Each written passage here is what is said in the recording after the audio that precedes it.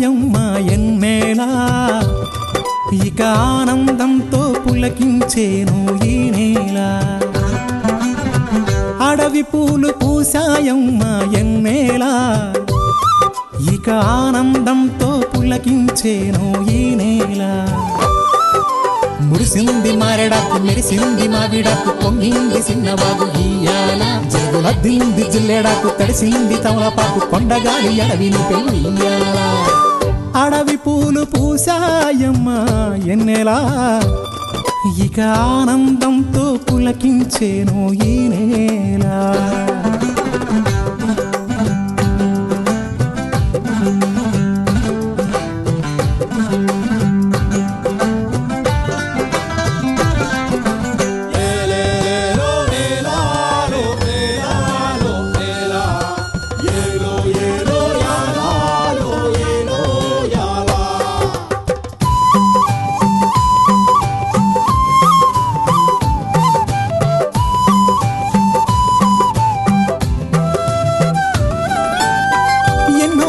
సిన్నాసలున్నాయి ఎన్నో ఊసులు పంచుకున్నాయి కలిసే తోడుగా బతికేలా గువ్వలు గూడు కట్టుకున్నాయి గుండెల్లో ప్రేమ నింపుకున్నాయి కాలం కలిసే రావాలా ఈ అడవే మా ఊరు కారడవే కన్నూరు ఈ చెట్టు సేమలు మాకు చుట్టాలే మాకున్న కట్టాలు తీరుత్తది అమ్మోరు మా పిల్ల జల్ల సల్లగా నూరేళ్ళు ఉండేళ్ళు దీయించు తల్లి మీరు మిలమిల సెలయేటి గలగల సిన్నారి నవ్వున నిలవాల కళ్ళ కపటాలు ఎరగని ఈ మంచి మనుషుల బతుకుల్లో తొలిపొట్టు కొడవాల అడవి పూలు పూసాయమ్మా ఎన్నేలా ఇక ఆనందంతో పులకించేను ఈ నేల ఇక ఆనందంతో పులకించేను ఈ నేల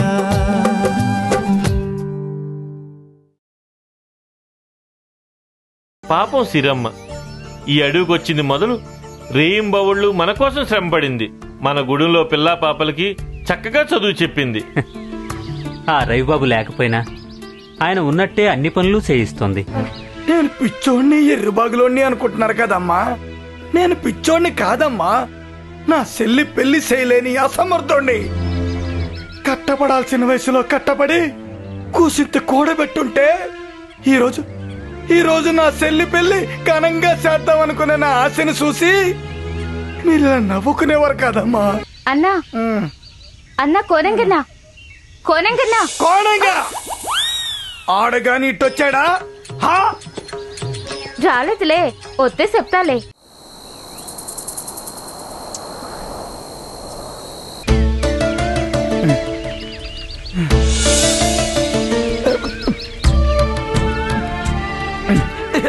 యారా నీళ్లు చాలా ఇంకా కావాలా మామా ఏమైంది ఇలా నీరసంగా ఉన్నాడు ఒంట్లో బాలేదా లేదు ఇప్పటి వరకు బాగానే ఉన్నాడు ఇందాకే శివంగి నేను మాట్లాడుకుంటుంటే రాజం బాబాయ్ లాగా మాట్లాడి పళ్ళు తిరిగి పడిపోయాడు అందుకే ఇంటికి తీసుకెళ్తున్నాను అవునా యారా ఏమైంది ఇప్పుడు పర్వాలేదు కదా పర్వాలేదు అయినా నీ మాటలేమి నాకు వినపట్లేదు చెవిలో ఏమైనా దూరిందేమో చూడు ఏం దూరిందన్నా నన్ను చూర్మి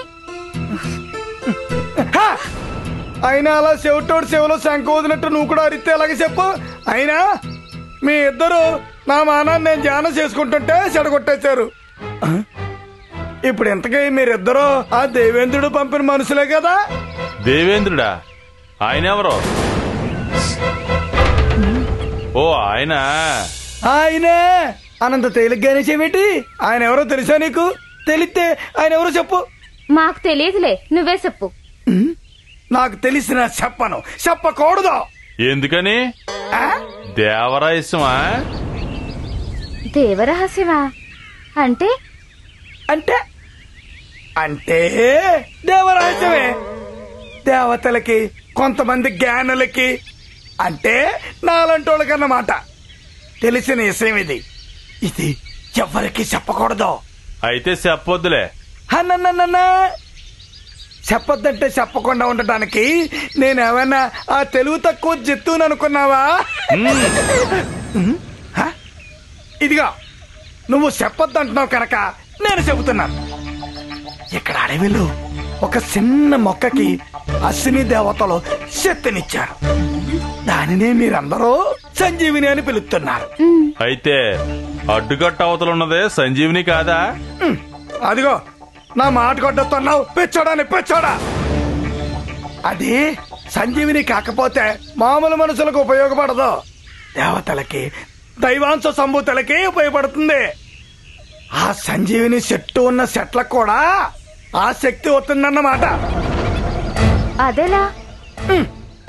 చందనం చెట్టుని అల్లుకుని పెరిగిన తీగలకి దాని వాసన వచ్చినట్టుగా ఆ చెట్టుకున్న శక్తి మరికొన్ని చెట్లకు కూడా అంటుకుంటది. అదన్నమాట సంగతి. అది మామూలు మనుషులకే ఉపయోగపడుతుంది. అంటే మీలాంటి వాళ్ళకన్నమాట.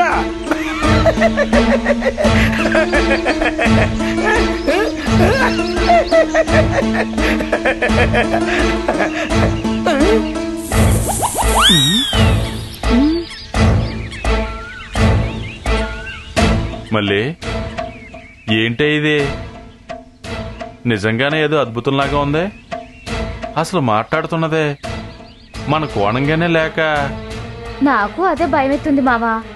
ఒక్కొక్కసారి ఏదోలే పిచ్చివాగుడని సరిపెట్టుకోవాలనుకుంటాను. కానీ అన్న నోటి నుండి వచ్చే మాటలు వింటుంటే ఎంతో ఆశ్చర్యం కలుగుతుంది, అంతే భయము కలుగుతుంది. ఏంటో మావా, నాకేం అర్థం కావట్లేదు. నీకేంటే? నాకు ఏం అర్థం కావట్లేదు. అయినా పొట్టకు వస్తే అత్రం ముక్కరాని కోణంగేంటి? రాజమయ్య, బండ, లచ్చన్న లాంటి మేధావులు వాడే మాటలో మాట్లాడతాడేంటి? నాకేమీ అర్థం కావట్లేదే. మావా, అంటే అన్నకి పిచ్చి ముదిరిందంటావా?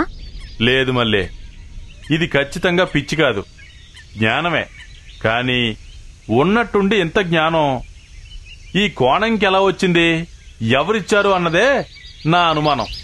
1-2 సార్లు లచ్చన్నని బండని అడిగాను. నాకు అన్నని చూస్తే భయంగా ఉందని. దానికి వాళ్ళు నవ్వి ఏమీ లేదు, త్వరలోనే తగ్గిపోతుందని అన్నారు. అలా మాట అంటున్నారు అంటే దాంట్లో ఏదో మరం ఉండుండాలి.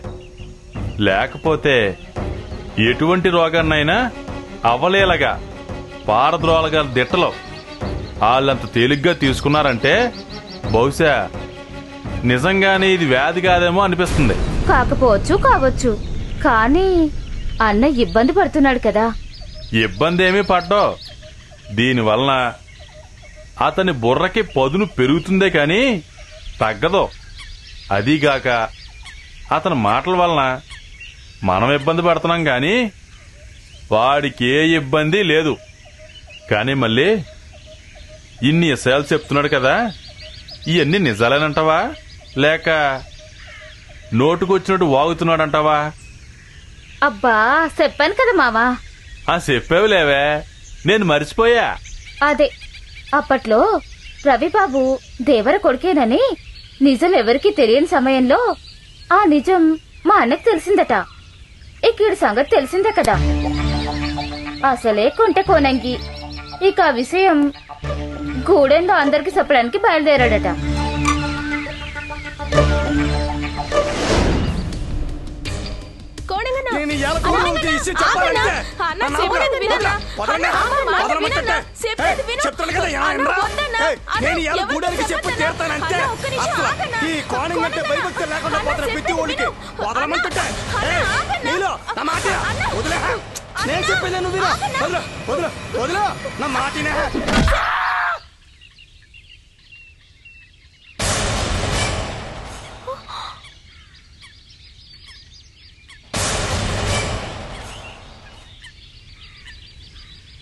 అన్నా అన్నా అన్నా కోనంగనా కోనంగనా అన్నా కోనంగనా కోనంగనా కోనంగనా అన్నా కోనంగనా అన్నా కోనంగనా అన్నా కోనంగనా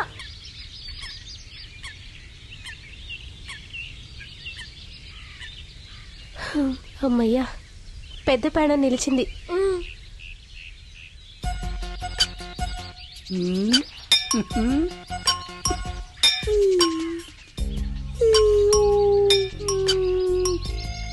కోణంగన్నా, అన్నా ఇప్పుడు ఎట్టుందన్నా?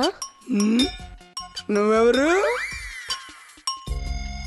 అదేటన్నా అట్ట అడుగుతున్నావు? ఇంతకీ నువ్వెవరు? ఇంతకీ నువ్వెవరు?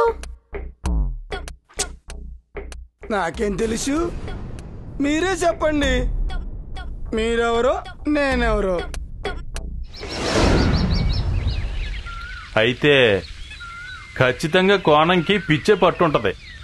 అయినా కమిలి అంతగా కొడితే నువ్వు కమిల్ని ఏమీ అనలేదంటే నీ మంచి మనసుని అర్థం చేసుకోవచ్చా మళ్ళీ?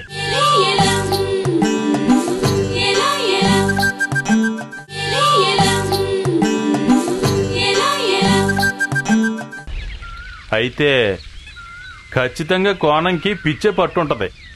అయినా కమిలి అంతగా కొడితే నువ్వు కమిల్ని ఏమీ అనలేదంటే నీ మంచి మనసుని అర్థం చేసుకోవచ్చా మళ్ళీ? కాదు మావా, నా మంచి మనసు కాదు. కమలి ఎంత మంచి మనసున్నది కాకపోతే ఎదుటి వారి కోసం, అందులోనూ మన గూడానికి ఎంతో అండదండగా ఉన్నవారి కోసం, మన వాళ్ళనుకున్న కోనంగి అన్నలాంటి వారి మీదే చెయ్యి చేసుకుందంటే అది మంచితనం. అదేనే మన జాతిలో ఉన్నదే. ఎదుటివారి కోసం మన వాళ్ళని బలి పెట్టడానికి గాని మనం బలివడానికి కాని వెనకాడం. అటువంటి మంచితనం మన గూడిపోళ్ళలో ఉందే. మన పేనాలు పోయినా ఎదుటివారి పేనాలు కాపాడడం తరతరాలుగా మనకు అలవాటైపోయింది. ఇదంతా మన గొప్పతనం కాదే మళ్ళీ, ఈ అడవి తల్లి గొప్పతనం. ఈ పచ్చని చెట్లు మనకే లోకాన్నంతా చల్లగా పచ్చగా ఉంచేటట్టు చెయ్యమని చిన్ననాటి నుంచి మనకు నేర్పాయే. అందుకే మంచితనం, మానవత్వం మనోళ్ల సొంతం. అందుకే పట్నం వాళ్ళైనా ప్రభుత్వం అయినా మనం అంటే అభిమానం చూపిస్తారే. ఏమంటావు మళ్ళీ? నువ్వెంత మంచివాడవు మావా. అదేంటే తెలియని తనంతో ఆ రమణదొరలాంటితో తిరిగి చెడ్డోళ్లా మారబోతున్న నన్ను మంచివాడిగా మార్చింది నువ్వే కదా. అందుకే నాకన్నా నువ్వే మంచిదానివే మళ్ళీ. నిజంగా నీలాంటి అమ్మాయి నా కాలిగా వస్తుందంటే అది నా అదృష్టమే. అవునే? కాదు, నా అదృష్టం. సరే, మన ఇద్దరు అదృష్టం. అమ్మో, నన్ను ఎవరు అడవిలోకి వెళ్ళిపోయారు. నేను ఇంటికి వెళ్ళిపోయాను. అదిగో కోణంగి లేస్తున్నాడు. పద, గుడానికి తీసుకెళ్దాం. పద పద.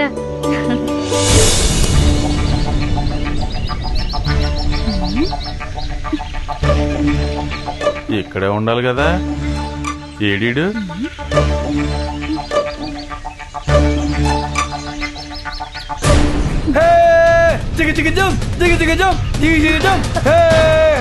అన్నా అన్నా ఆగన్నా.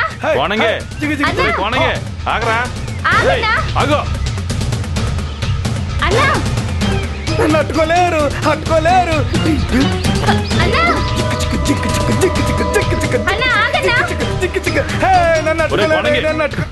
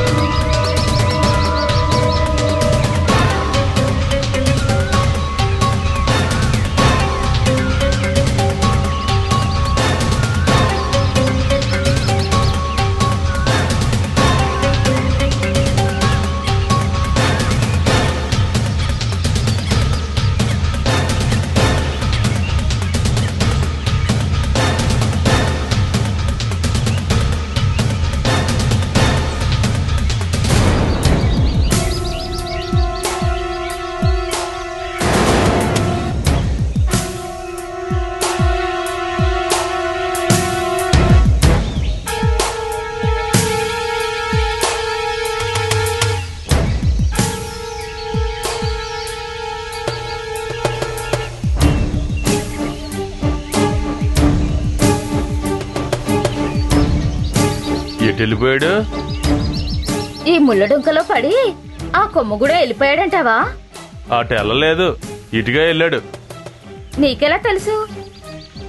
కింద గడ్డి విరిగింది కదా, ఎర్రి మోలోకమా. అందుకే నాతో అడవిలోకి మూలికల కోసం వెళ్ళినప్పుడు రమ్మంటాను.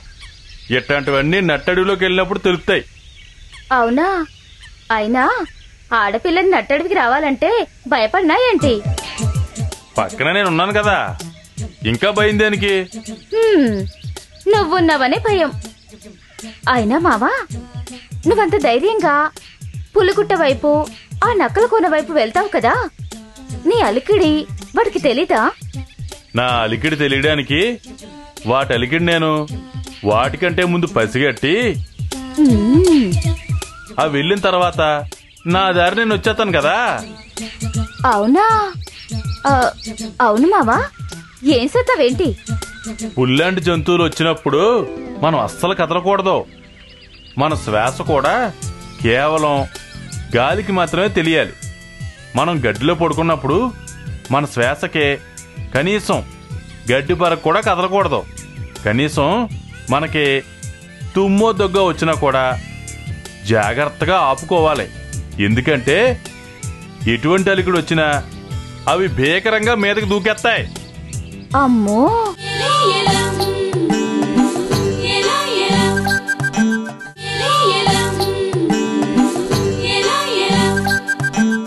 పుల్లాంటి జంతువులు వచ్చినప్పుడు మనం అస్సలు కదలకూడదు. మన శ్వాస కూడా కేవలం గాలికి మాత్రమే తెలియాలి. ఎటువంటి అలికిడి వచ్చినా అవి భీకరంగా మీదకి దూకేస్తాయి. అమ్మో! అయినా మన అడవిలో ఎప్పుడు అటువంటి కూరముగాలను చూడలేదు కదా మామా. మనదే ప్రభుత్వ హయాంలో ఉన్న అడవి. ఒక రకంగా అటువంటి వాటి నుంచి మనకి ప్రభుత్వమే రక్షణ కల్పిస్తుంది. ఇది అభయారణ్యంలోకి వస్తుంది కనుక మనకి అటువంటి భయం ఏమీ లేదు. మామా, అది సరే గాని మా కోనంకర్లో ఎటువైపు వెళ్ళుంటాడంటావు? నా అనుమానం నిజమైతే ఇదిగో అలాగే డొంకల దారిలోకి పరిగెత్తుకెళ్ళి మన గూడానికి వెళ్ళిపోయి ఉంటాడు. ఈ పాటికి ఇల్లు చేరుంటాడులే, భయమేమీ లేదు. పద గూడానికి వెళ్దాం. అయితే మనం కూడా ఇటే వెళ్దామా? వద్దే, అదంత బాగుండదు.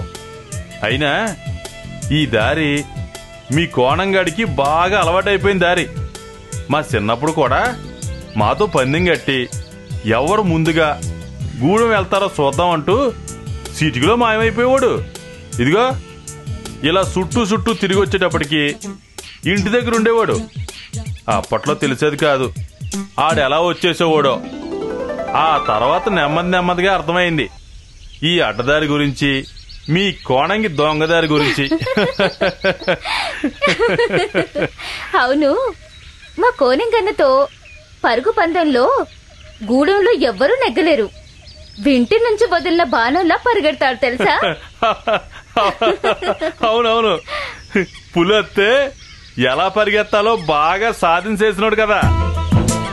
మరి ఆ మాత్రం పరిగెత్తరా ఏంటి? ఏంటి, పులొత్తే ఎలా పరిగెత్తాలో సాధన చేసినాడా? ఎప్పుడు? అయితే నీకు తెలీదన్నమాట. నాకు బండ చెప్పాడు. బండ? ఏమని చెప్పాడేంటి? ఒకరోజు బండొత్తుంటే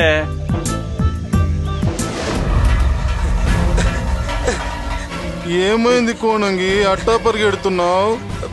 పులి బండ ఎక్కడ ఎక్కడ? పులి లేదు, గిలి లేదు, ఒత్తినే. ఈ టింగి బిడ్డలకి ఏం తోచక పులెత్తే ఎలా పరిగెట్టాలా అని సాధన చేస్తున్నాను బండ. పులి తరిమితే దాంట్లో ఎట్టా పోరాడాలని ప్రయత్నం చేయాలి గాని ఎట్టా పరిగెట్టాలో సాధన చేస్తారేటి? ఆహా, నాకు ఇష్టమైంది నేను చేస్తాను, నీకు ఇష్టమైంది చేసే లేకపోతే మానే. అదిగో పులి.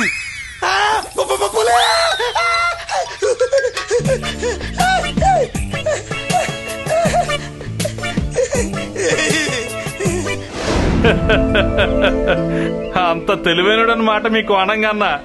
మరది తెలివి కాదేటి? ఆ మాత్రం అలవాటు లేకపోతే ఒక్క అదుటిన ఏదైనా వచ్చి పడితే ఎంత ప్రమాదం. అందుకు మానసేసింది సరైంది. తెలిసిందా? ఇంకెప్పుడు మా కోనంగనని ఎద్దేవ సేకు. చెయ్యని తల్లి చెయ్యను. అసలు నా అనుమానం మీ కుటుంబం అంతా ఇలాంటి పిచ్చి మాలకాలేమో. నిన్ను